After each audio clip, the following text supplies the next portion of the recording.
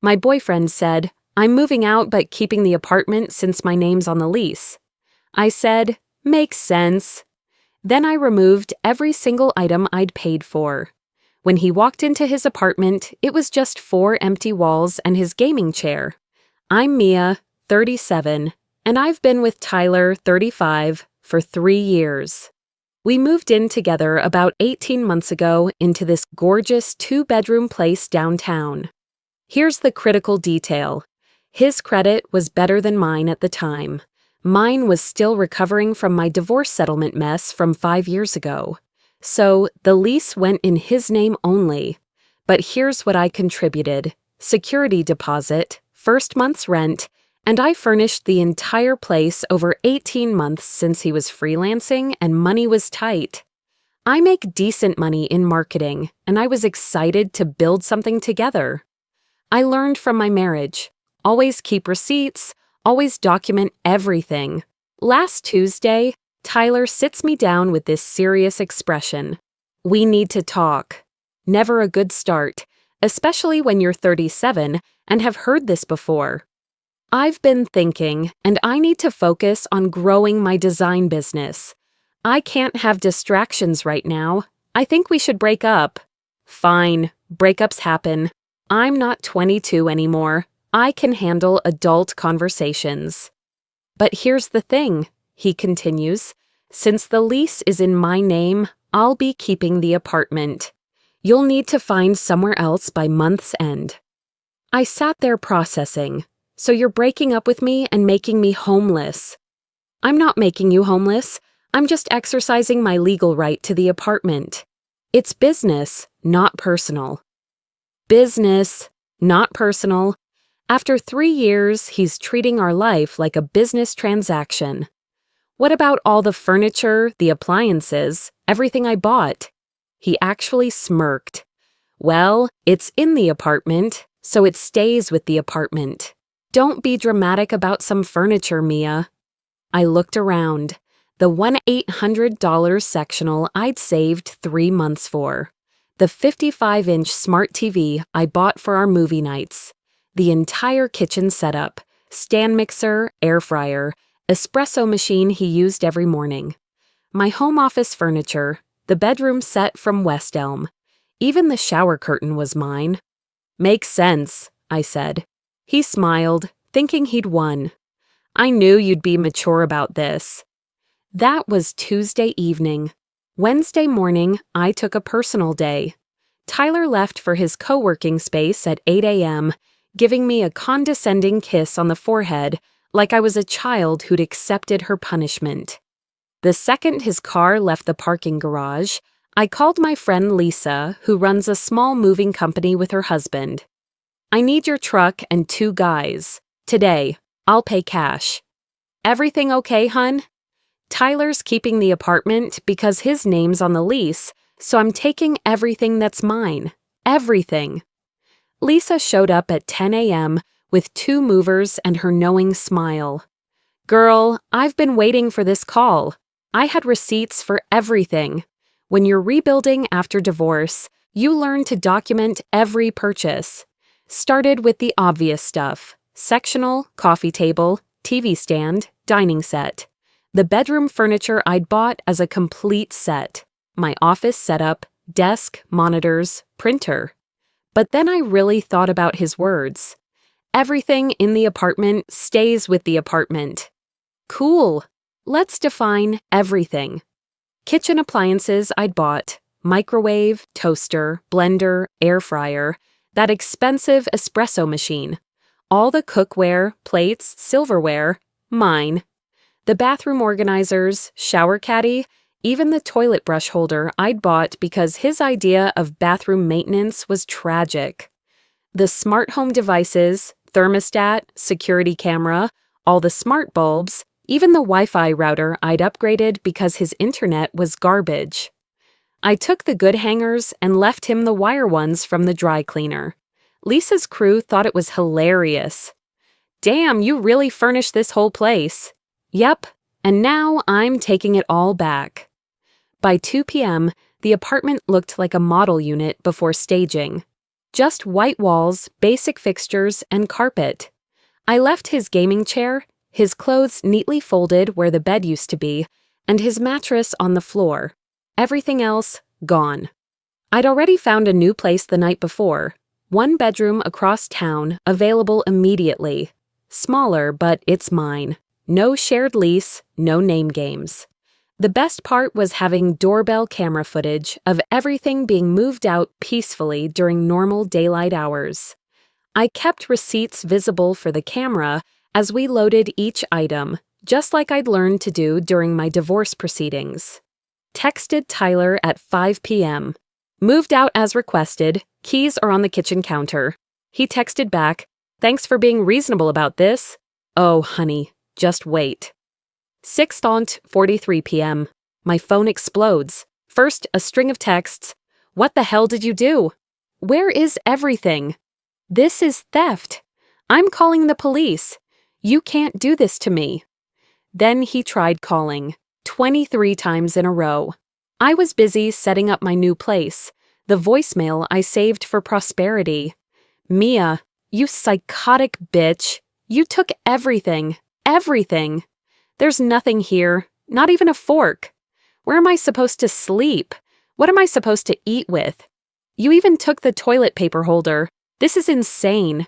Call me back now, or I'm calling the cops." I texted back once. "I took my belongings as you requested. The apartment is all yours now. Enjoy focusing on your business." He did call the cops. They showed up at my new place around 9 p.m. I was ready. "Ma'am, we got a complaint about stolen property." "Officers, I have receipts for everything I moved today. Security footage of the move and text messages where he told me to vacate the apartment. Would you like to see them?" I showed them everything. Receipts totaling $9,200. Footage from the building's security cameras showing me peacefully moving my belongings, his text about the apartment being his, and me needing to leave. "So, you took your property from an apartment you were told to vacate?" "Exactly." The older officer chuckled. "Ma'am, this is a civil matter. You can't steal your own property. Sir needs to take this to small claims if he has an issue." After they left, Tyler called screaming about how I manipulated the cops. I hung up and blocked his number. But here's where it gets really good. Thursday morning, I get a call from the building management. Apparently, Tyler called them hysterical, claiming I'd vandalized the apartment. "Ms. Rodriguez, we need to discuss the apartment situation. I moved out as Mr. Brooks requested. Is there damage?" "No, it's in perfect condition. Actually cleaner than most move-outs. But Mr. Brooks is claiming you stole fixtures." "I took my personal belongings. I have receipts for everything. The apartment still has all its original fixtures." "The thermostat?" "I installed a smart one. I returned it to the original and put it back." "The window treatments?" "I bought new blinds. I reinstalled the originals from the storage closet." "You kept the originals?" "Of course. They belonged to the apartment." There was a pause.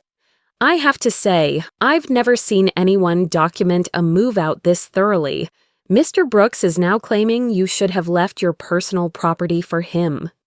Turns out Tyler tried to get them to charge me for stealing apartment property. Instead, they informed him that since his name is on the lease, he's responsible for any actual damages when he moves out. Thursday afternoon, the character assassination began. Tyler unblocked me just to send screenshots of his social media posts. Some women really can't handle being told the truth. Imagine being so vindictive that you strip an entire apartment because your ego got hurt. Toxic X alert. His friends were commenting with support, but it was mostly his younger freelancer crowd, people who didn't understand adult financial responsibility. So I posted my own response on my professional networks. Just 3 photos. 1, the stack of receipts totaling $9,200. 2, a screenshot of his text saying, "It stays with the apartment." 3, a photo of my new place, fully furnished, captioned, When he keeps the apartment, but you keep your self-respect. My money, my furniture, my choice. The response was immediate and overwhelmingly supportive. My work colleagues, divorced friends, and professional network understood exactly what happened. The comments were amazing. Girl, you dodged a bullet. I wish I'd been this smart during my divorce. Keep those receipts for your taxes too. My ex tried this same garbage. You handled it perfectly. But Tyler wasn't done. Friday morning, I get a text from an unknown number. His friend Brad. Tyler is sleeping on my couch because you left him with nothing. That's pretty heartless. He has a mattress and all his clothes. I only took what I paid for. He can't even make coffee. You took the coffee maker.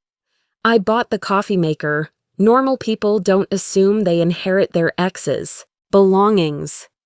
Couples usually split things when they break up. He said everything stays with the apartment, then clarified that meant my stuff too. I disagreed. You're cold. He's talking about suing you. Great. I have receipts. Then came the call from Tyler's mom, Patricia. I actually liked Patricia. She'd always been kind to me, and we'd bonded over cooking and her stories about raising Tyler and his sister alone after her divorce. Mia, honey, what happened? Tyler's beside himself. He broke up with me and told me to move out because the lease is in his name. So I moved out with my belongings. He says you took everything, even kitchen supplies. I did. I bought them. But sweetie, where is he supposed to live? In the apartment he wanted to keep, with his gaming chair and his clothes. But with no furniture? That's not my problem anymore, Patricia. He made it very clear the apartment was his, and I needed to leave. I left. Long pause. How much did you spend on all that furniture? About $9,200 over 18 months. Another pause. And he expected you to just leave it all. Yes. I see. Well, that was short-sighted of him, wasn't it? The call ended with Patricia saying she'd talked to Tyler about having realistic expectations.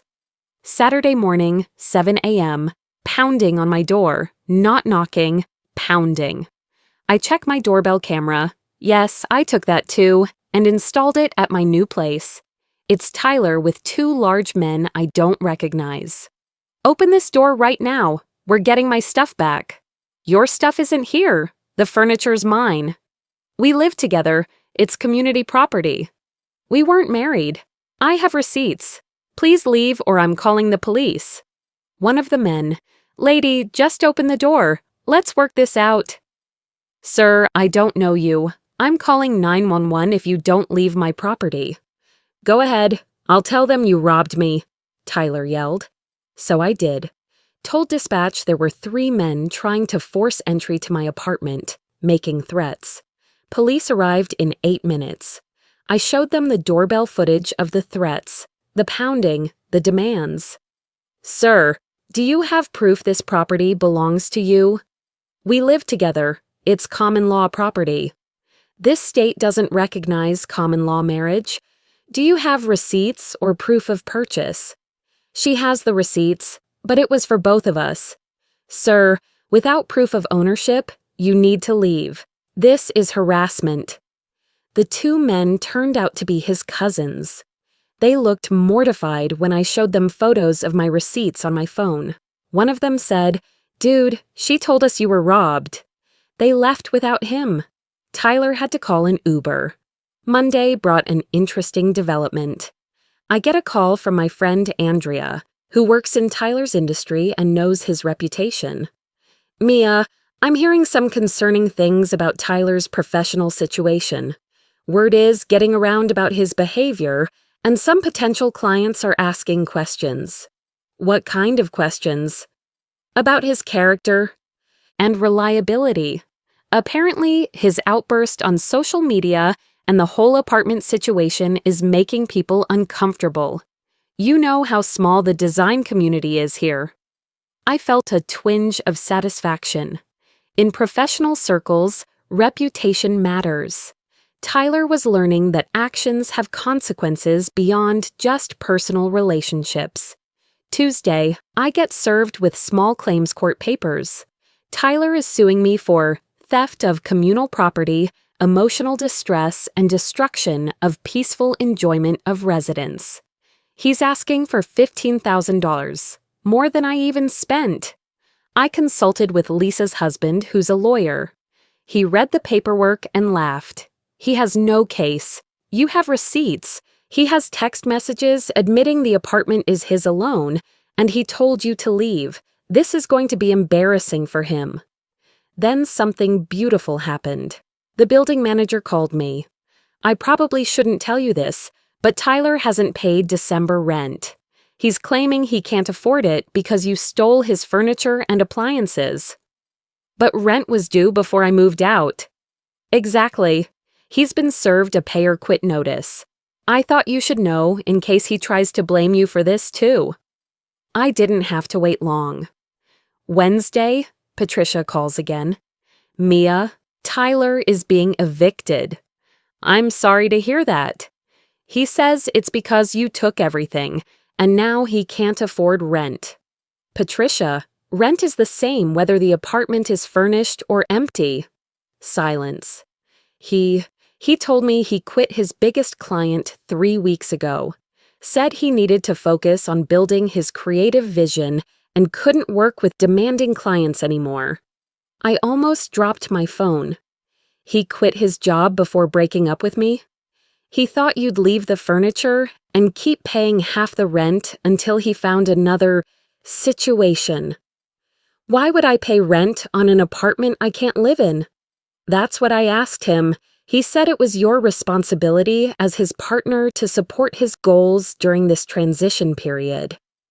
Even his own mother sounded disgusted. 3 weeks after the breakup, we're in small claims court. Tyler shows up in an expensive suit, probably rented, looking like he's arguing before the Supreme Court. I'm in business casual. My lawyer friend said to look professional but not overdressed. The judge reviews the case. Tyler goes first. Your Honor, we built a life together. Everything in that apartment was ours. She vindictively stripped it bare out of spite, causing me severe emotional and financial distress. Sir, were you and the defendant married? No, but did you have any written agreement about shared property? No, but there was an understanding. I'll hear from the defendant. My turn. Your Honor, I have receipts for every item totaling $9,200. I have text messages from the plaintiff stating the apartment was his alone and I needed to vacate. I have security footage of me peacefully removing my belongings during normal hours. The plaintiff called police who determined no crime was committed. Judge reviews the evidence. Mr. Brooks, did you send this text stating, "The apartment is mine, you need to move out"? Yes, but... And did you say, quote, "Everything in the apartment stays with the apartment"? Yes, but I meant... Case dismissed. The defendant removed her personal property from a residence she was told to vacate. Plaintiff owes court costs. Tyler starts tearing up. This isn't fair. She left me with nothing. Judge, you left yourself with nothing when you assumed someone else's property was yours. Next case. Outside the courthouse, Patricia was waiting. She walked right past Tyler and came to me. I'm sorry about all this, Mia. You're a good woman. He needs to grow up. Mom, whose side are you on? Tyler whined. The side that didn't quit working to pursue creative dreams while expecting someone else to pay the bills. They left arguing. It's been 6 months. Here's where everyone ended up. Tyler got evicted and moved back in with Patricia. She made him get a job at a marketing agency, entry level, despite his experience, and pay her rent. His reputation in the freelance community took a hit after word spread about the apartment situation and his unprofessional behavior. He tried dating apps using old photos from our furnished apartment to look successful. Someone from our old building recognized the apartment and commented, asking if this was the guy who tried to keep his ex's furniture. The post got shared in local professional groups. His profile disappeared shortly after. The apartment was re-rented immediately. The new tenant actually messaged me on LinkedIn because she found my name on some forwarded mail. She said the place was gorgeous but completely empty and wondered what happened. I sent her a brief professional version of events. She thanked me for the warning about the building's previous drama. My new place turned out perfect. Smaller, but it's mine. I got a promotion at work partly because I wasn't dealing with Tyler's financial instability and constant drama anymore. My performance review specifically mentioned my improved focus and decision-making. I started dating someone new, Marcus, a financial advisor who actually owns his own condo and furniture.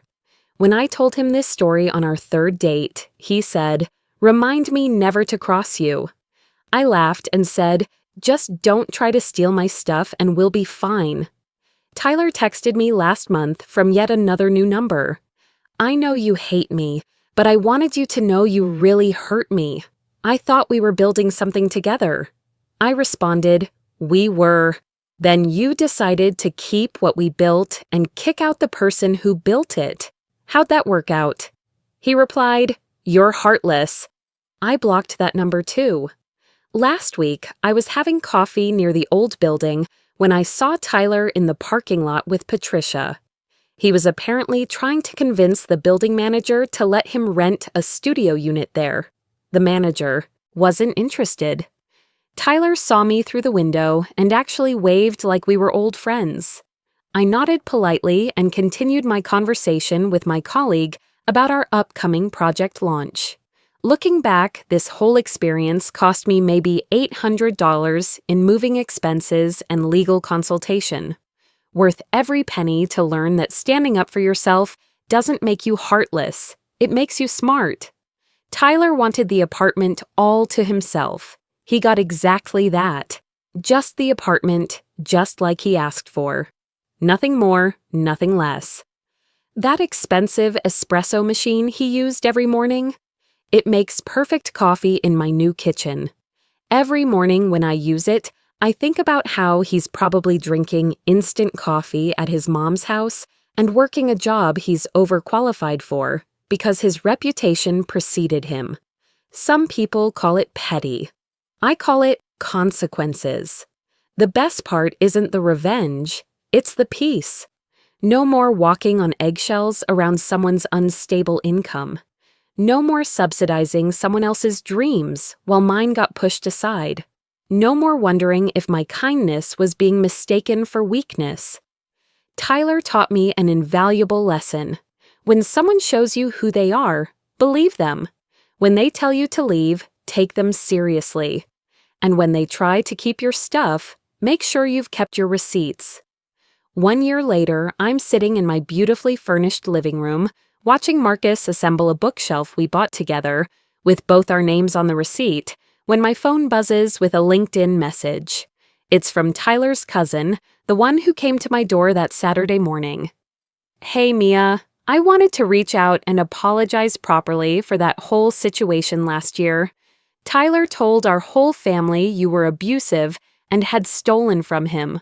When I saw your receipts and texts that day, I realized he was completely full of it. I'm sorry we believed him without getting the full story." I showed Marcus the message. He shook his head. Let me guess, this wasn't Tyler's first time pulling something like this. I typed back, "Thank you for reaching out. I appreciate the apology. No hard feelings."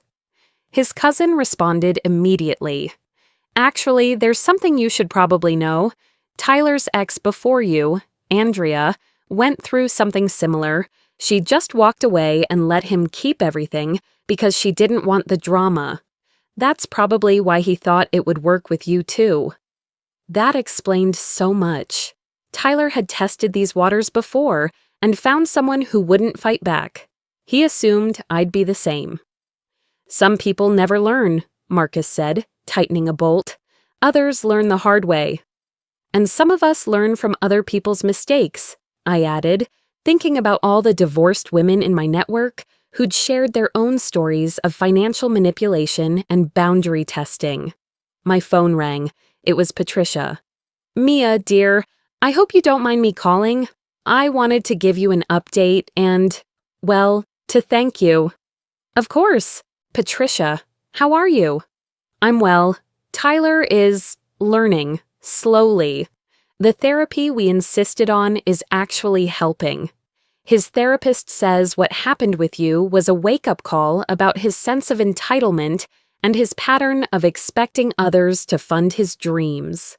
I was surprised by how matter-of-fact she sounded. He's been at the marketing agency for 8 months now. Steady paycheck, steady hours. He hates it, but he's paying his own bills for the first time in, well, maybe ever. And he's not allowed to date until he can prove he can support himself independently for a full year. That sounds like a solid plan, Patricia. You know what the wake-up call was? When he asked us to buy him new furniture, and we told him to check garage sales and Facebook Marketplace. He said that was beneath him, so he's been sitting on lawn furniture in his childhood bedroom, using a cardboard box as a desk. I tried not to laugh. Maybe a few more months of that will teach him the value of things, and the value of treating people with respect. After we hung up, Marcus looked up from his instruction manual. His own mother is making him live with lawn furniture? Apparently she learned some boundary-setting techniques too. 3 months later, I got an unexpected email. It was from the new tenant in my old apartment. "Hi, Mia. I hope you remember me. I rented Tyler's old place. I wanted to let you know he came by last week asking if he could just look around the apartment one more time. I told him no, obviously, but he seemed really hung up on the place, like he was expecting it to still be empty or something. Anyway, I thought you'd find it amusing that he's still not over losing his fully furnished dream apartment. Hope you're doing well." I was doing very well.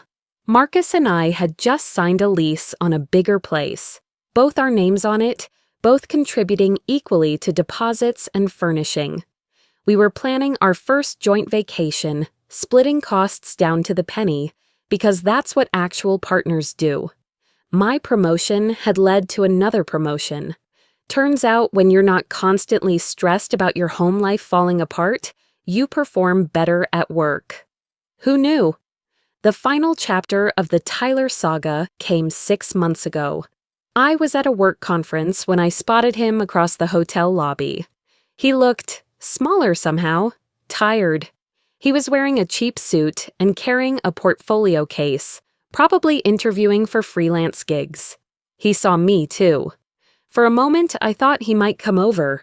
Instead, he gave me a small, almost sheepish wave and headed in the other direction. Later that evening, my phone buzzed with a text from an unknown number. "Hey, I know you probably don't want to hear from me, but seeing you today, you look really happy. I wanted to say I'm sorry. Not for asking you to move out. I still think I had the right to the apartment, but for how I handled it, for assuming your stuff would stay. That wasn't fair." I stared at the message for a long time. It wasn't a full apology. He still couldn't admit he'd been completely wrong, but it was something. I typed back, "Thank you for saying that. I hope you're doing well." "I am, slowly. Therapy helps. Mom was right about a lot of things." "Patricia's a smart woman." "Yeah, she said you were too good for me from the beginning. Guess she was right about that, too." I didn't respond to that. Some conversations are better left finished. Marcus found me on the hotel room balcony, looking out at the city lights. "Everything okay?" I told him about the encounter and the text. "How do you feel about it?" he asked. Honestly, relieved. Not because he apologized, but because seeing him confirmed what I already knew. I made the right choice.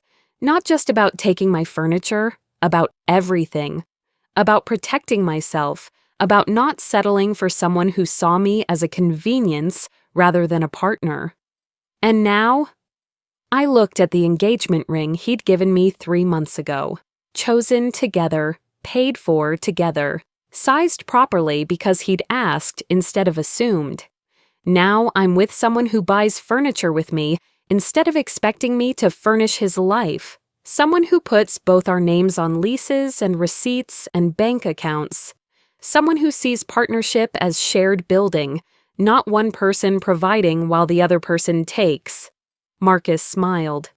Remind me to send Tyler a thank you card for being such a spectacular example of what not to do.